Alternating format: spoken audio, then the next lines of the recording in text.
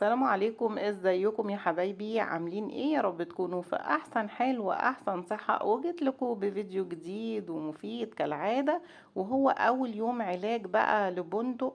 انا سميته بندق عشان انا قلت لو جبت ذكر هسميه بندق، وهو اول ذكر جالي. عايزة كل حضراتكم تدعوا له في الكومنتات ان العلاج يجيب معاه نتيجة ويخف ويكون كويس، هو وكل سلاحفنا المريضة او التعبانة.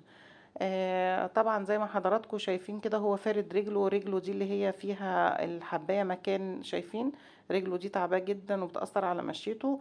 دي تقريبا مكان حقنة، لاني انا بصيت عليها ما لقيتهوش خراج، بس ده معلم مكان تقريبا حقنة، معلم في الجلد نفسه. وطبعا عنده ارتخاء فظيع في الرقبة يعني. هنا طبعا معانا الأعواد اللي هي بتاعت عواد القطن او سلكات الاذن، مش عارفه انتوا بتسموها ايه بصراحه. وده اوتروفين للرشح، وده توبرين للعين، لان طبعا هو برضو عينه تعبانه، فهنعمل له كمادات ونحط له الاوتروفين، وكمان هنحط له توبرين للعين. فهنشوف كده عشان هو يعني شكله بيحتضر وتعبان جدا، فانا قلت لازم اتدخل واتصرف يعني. تمام، فطبعا انا هستعين برب العالمين وهعمل اللي عليا، والتوفيق من عند رب العالمين في الاول وفي الاخر. قول اللهم صلي وسلم وبارك على سيدنا محمد وعلى اله وعلى اصحابه وسلم، ونذكر الله الا بذكر الله تطمئن القلوب. سبحان الله والحمد لله ولا اله الا الله والله اكبر. طبعا انا قلت اما نجيب الاعواد القطن دي هتبقى سهله في استخدامها. واحنا بنعمل كمادات الميه بنبتدي نمسح كده من على عينيه الاتربه او الافرازات او الدموع اللي بتنزل من عينيه. طبعا هنعكس بقى الجزء التاني من اعواد القطن، ونبتدي نمسح كل عين بقطعة قطن يعني مختلفة. ما ينفعش ان احنا نعمل نمسح العين بنفس قطعة القطن. اوكي، فعشان كده قلت لكم اعواد القطن هتبقى اسهل واحسن بكتير، يا اما مناديل. هوريكم الطريقتين. اما ما ينفعش خالص ان احنا نعمل بشاش، لان الشاش خشن وهيجرح عين السلحفة، وبدل ما نعملها كمادات هنعمل لها التهابات.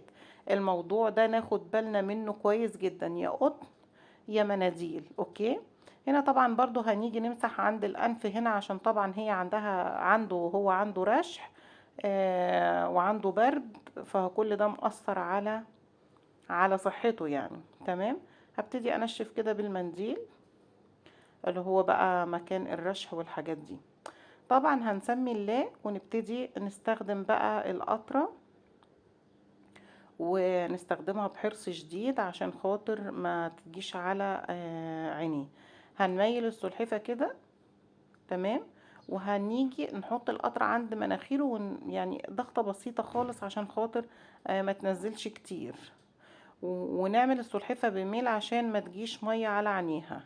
اوكي، وطبعا برضو بعد ما نحط لها القطر ناخد بالنا كويس جدا ان هي ما دخلتش في عينيها، ولو لا قدر الله حاجة جت عند عينيها بنعمل لها كمادات مية على طول. اوكي، يعني بنحرك القطرة كده، احنا مسافة ما بنميل القطرة بتنزل المحلول اللي جواها بدون ما نتك عليها. اوكي، كده هنسمي الله. هو يا حبيبي مفيش اي رد فعل خالص من ناحيته. هنجيب كده قطعة يعني قطعة من المنديل، قطعة صغنطوطة على قد عين السلحفة، وطبعا نحطها في المية ونحطها على عين السلحفة دي بقى ايه عشان ترطب عينيه، وعشان يعني برضو لو في حاجة نزلت على عينيه برضو تتمسح. وبرضو هعمل الموضوع ده في عين في العين التانية. انا كنت قبل كده عملتها لكم بقطعة قطن، بس لقيت المنديل احلى واحسن وبيلزق اكتر من القطن. القطنة بتقع، اما المنديل ما شاء الله بيثبت اكتر وهيرطب عينيها. بنبعد طبعا المناديل من عند الانف والفم. اوكي، يعني بنحطهم لمدة 30 ثانية مش اكتر من كده، يعني حاجة بسيطة كده بحيث نعمل لها كمادات على عينيها. الكمادات بتفرق جدا على فكرة على عين السلحفة. هنبتدي كده بقى نشيل المناديل بالراحة ونبتدي ننشف عين السلحفة بالراحة. شايفين انا طبقت المنديل وجبت قطعة تانية خالص وبمسح بيها العين التانية. ما ينفعش نمسح بنفس العين عشان لا قدر الله لو في عين فيها بكتيريا او اي ميكروب ما يتنقلش للعين التانية. اوكي. عايزين بقى تستخدموا المنديل، عايزين تستخدموا قطعة القطن، عايزين تستخدموا اعواد القطن، بس ما تستخدموش شاش. اوكي، لان الشاش زي ما قلت لحضراتكم خشن وهيعمل التهابات للسلحفة، التهابات شديدة في عينيها. تمام.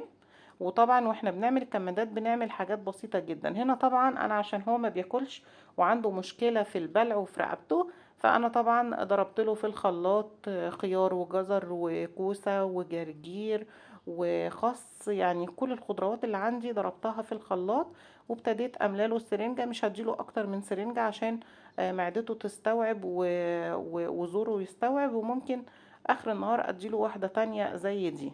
اوكي. هنسمي الله.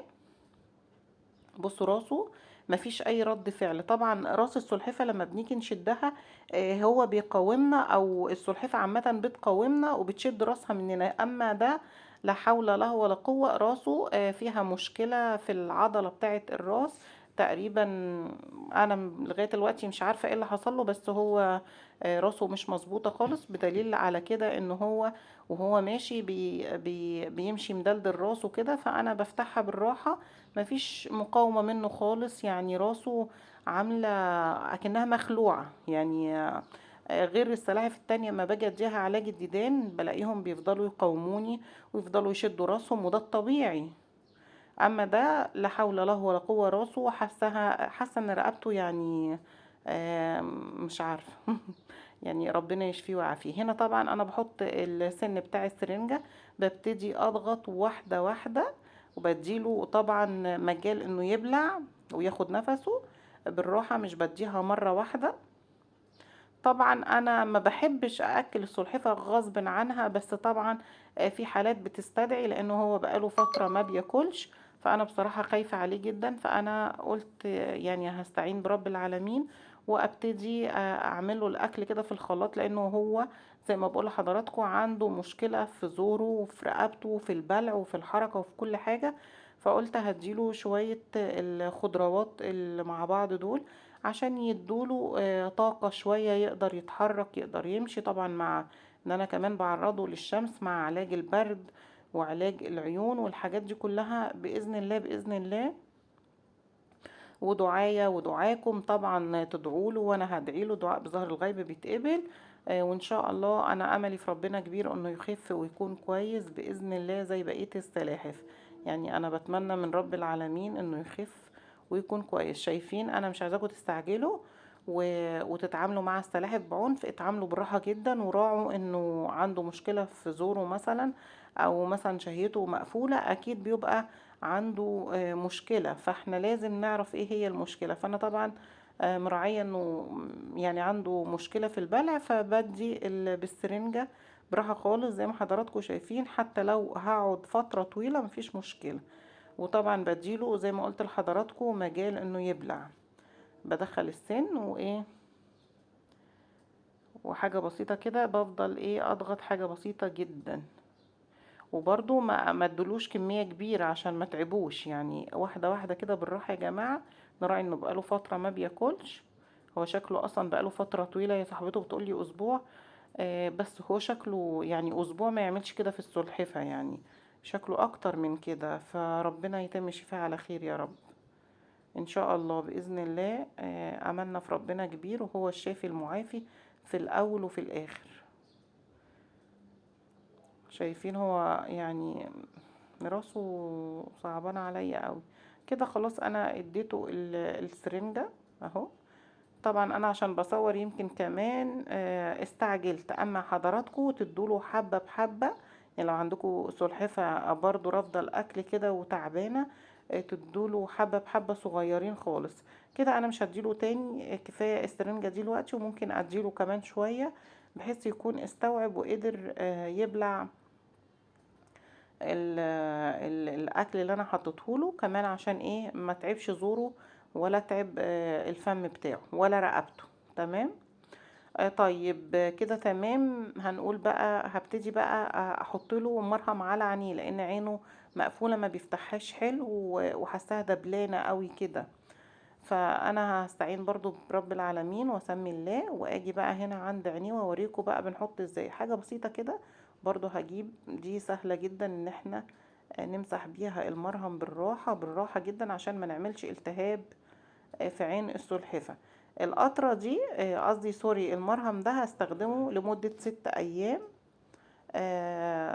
مرة واحدة بس في اليوم زي ما حضراتكم شايفين كده، مع طبعا كمادات المية الدافية. يعني مثلا هنعمل كمادات مية دافية 3 مرات في اليوم، وبالليل هنروح جايين عاملين حاطين لها المرهم. اوكي، وتاني يوم الصبح نعمل كمادات المية ونمسح مكان اثار المرهم، نعمل 3 مرات، وبعد كده نحطه بالليل، وهكذا لمدة 6 أيام. إن شاء الله هتلاقوا النتيجة كويسة جدا بإذنك يا رب.